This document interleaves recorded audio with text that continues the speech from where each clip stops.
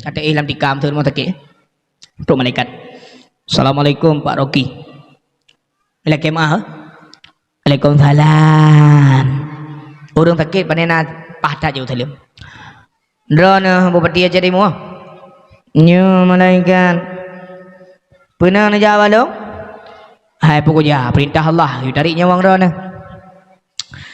Kejauh le bupati. Man pegabila Allah kalau. Gejala Israel. Anak jo tapu pi puga jo gerol man. Yang na persoal jawabkan atas kepemimpinanmu. Dan pemimpin kabupaten singoh kesidi Allah. Urok kemat getanyang.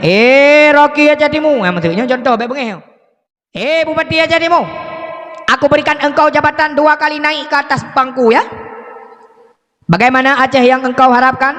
Nato ngelung masyarakat, item ibadat sesuai dengan pemerintahan. Natruk bertempat, orang kasihan, fakir miskin, anak yatim, rumah-rumah orang yang hana rumah, orang-orang bajai yang hana bajai, orang-orangnya orang-orang je, nak kapubut nanyo na je, nyan akan gepersoal jawabkan oleh Allah kepada pemimpin-pemimpin pada hari ini.